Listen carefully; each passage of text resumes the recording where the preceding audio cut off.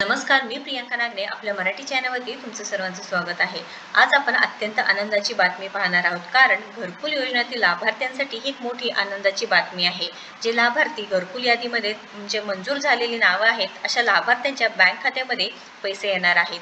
त्याबद्दल आपण सविस्तरपणे संपूर्ण माहिती पाहणार आहोत, कारण अधिवेशन सुरू झालेले आहे। अर्थसंकल्पीय अधिवेशनच्या जे पहिला दिवस होता तिथे अजित पवार यांनी वर्ष 2024 व 25च्या पुरवणी मागण्या विधानसभेत सादर केल्या आहेत व सादर केलेल्या 6,486 कोटी 20 लाख रुपयांपैकी 30.54 कोटीच्या मागण्या अनिवार्य केल्या आहेत व 3,420.41 कोटींच्या मागण्या कार्यक्रमांतर्गत आणि 2,133.25 कोटी रुपयांच्या रकमा केंद्र पुरस्कृत कार्यक्रमांतर्गत अर्थसहाय्य उपलब्ध होण्याच्या अनुषंगाने सादर करण्यात आले आहे।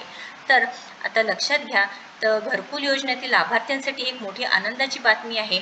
जे लाभार्थी घरकुल यादीमध्ये मंजूर झालेले आहेत, अशा लाभार्थ्यांच्या बँक खात्यामध्ये आता पैसे सुद्धा येणार आहे। याबद्दल आपण सविस्तरपणे संपूर्ण माहिती पाहणार आहोत, त्यामुळे व्हिडिओ शेवटपर्यंत नक्कीच बघा। पण त्याआधी तुम्ही जर आपल्या चॅनलवरती नवीन असाल किंवा अजूनही आपल्या चॅनल सबस्क्राईब केलं नसेल तर नक्कीच आपल्या चॅनलला सबस्क्राईब करून घ्या। या अंतर्गत जे लाभार्थी असणार आहे त्यांची नावे मंजूर यादीमध्ये आली आहे, त्या लाभार्थ्यांच्या खात्यामध्ये पैसे सुद्धा जमा झाले आहेत व जो पहिला हप्ता आहे तो जमा झालेला आहे। त्यामध्ये 10 लाख लाभार्थ्यांच्या खात्यावर जे आता उर्वरित 10 लाख लाभार्थी आहेत त्यांच्या खात्यामध्ये पैसे जमा करण्यासाठी सध्या जे अर्थसंकल्पीय अधिवेशन सुरू आहे त्यामध्ये काही निर्णय घेण्यात आले आहेत। आता इथे सांगितलेलं आहे, मार्च 2025 मधील पुरवणी मागण्यांसाठी टिप्पणी। मार्च 2025च्या पहिल्या अर्थसंकल्पीय अधिवेशनात एकूण 6,486.20 कोटींच्या पुरवणी मागणी विधिमंडळात सादर करण्यात येत आहे। तर याबद्दल आपण माहिती पाहणार आहोत। केंद्र पुरस्कृत प्रधानमंत्री आवास योजना ग्रामीण सर्वसाधारण लाभार्थ्यांकरता पुरवणी मागणी आहे, त्यामध्ये रक्कम 3,752.16 कोटी आहे व समयोजनानंतरची रक्कम 2,779.5 असणार आहे। तर इथे जे ग्रामीण योजनेचे लाभार्थी आहे त्यांच्यासाठी अतिशय आनंदाची बातमी आहे। लवकरच हे पैसे तुमच्या खात्यामध्ये जमा होणार। राज्य सरकारच्या माध्यमातून ही माहिती देण्यात आलेली आहे। अतिशय महत्त्वपूर्ण व्हिडिओ आहे। नक्कीच या व्हिडिओला जास्तीत जास्त शेअर करा। व्हिडिओ जर आवडला असेल तर नक्कीच लाईक करा आणि आपल्या चॅनलला सबस्क्राईब करा। धन्यवाद। अध्यक्ष महोदय, प्रधानमंत्री आवास योजनेच्या माध्यमातून ग्रामीण आणि शहरी परवा आपल्या देशाच्या गृहमंत्र्यांच्या उपस्थितीत 18 लाख घरकुलांना मंजुरी दिली। त्या ठिकाणी ग्रामविकास मंत्री बसलेले आहेत। मला त्यांना सांगायचं आहे की ग्रामीण आणि शहरी हा भेदभाव होतोय। आपण निश्चितच 50 रुपये वाढवले मुख्यमंत्री साहेबांनी, 1.5 लाख 2 लाख केले, पण 2.5 लाख रुपये शहरी भागात मिळतात, मग ग्रामीणमध्ये 2 लाख का? अशी कुठली वस्तू आहे की ग्रामीणमध्ये स्वस्त मिळते आणि शहरात महाग मिळते? उलट शहरातनं सिमेंट असेल, सळी असेल, शहरातून घेऊन जाईल, वाहतुकीचा खर्च वाढतो। त्यामुळे शहरी ग्रामीण असा भेदभाव न करता ज्याप्रमाणे शहरी घरकुलाला रक्कम मिळते त्याचप्रमाणे रक्कम ग्रामीण घरकुलालाही मिळाली पाहिजे। 50,000 वाढवले तुम्ही, म्हणलं ना, मी सांगितलं ना, पण 50,000 वाढवले तर माझं म्हणणं आहे की 3 लाख करा, तुमचं जाहीर अभिनंदन। तुम्ही 2 लाख केले, 2 लाखाचे 3 लाख करा, मुख्यमंत्र्यांच्या आणि ग्रामविकास मंत्र्यांचे जाहीर अभिनंदन असे तुम्ही घोषणा करा। तर 50,000 केले म्हणजे तुमचे अभिनंदन, पण तुम्ही त्या अटीवर की तुम्ही 3 लाख करणार ह्या अटीवर।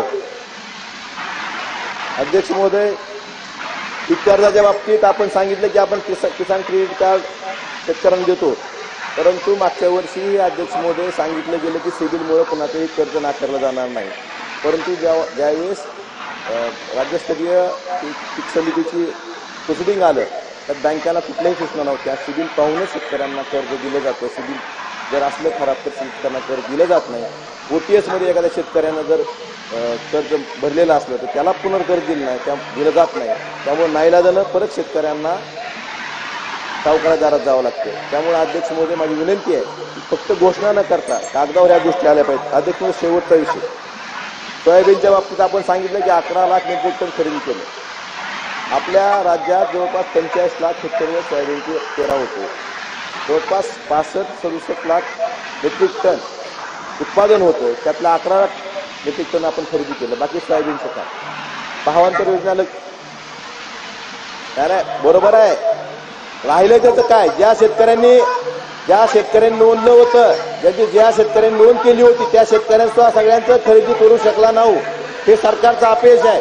आम्ही सांगत होतो की केंद्राची संख्या वाढवा. केंद्राची संख्या का वाढवली नाही खरेदी केंद्राची? शेतकऱ्यांनी नोंद करून सुद्धा त्या शेतकऱ्यांना परत सोयाबीन घेऊन जावं लागलं. 5-5 दिवस त्या खरेदी केंद्रावर थांबावं लागलं.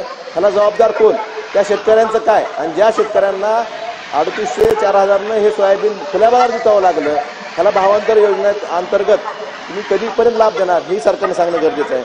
आणि नैसर्गिक आपत्तीच्या बाबतीत ही KYC करून सुद्धा 1-1.5 महिना झालं तरी शेतकऱ्यांच्या खात्यावर पैसे जमा होत नाहीत. हे पैसे शेतकऱ्यांना कधी मिळणार एवढं सरकारनं सांगावं. आणि ह्या सगळ्या गोष्टी केल्या आपण मग सरकार अभिनंदनास पात्र राहील. त्यामुळं मी एवढंच बोलतो आणि माझ्या शब्दांना विराम देतो. धन्यवाद. सन्माननीय सदस्य सत्यजित देखील. मी आदरणीय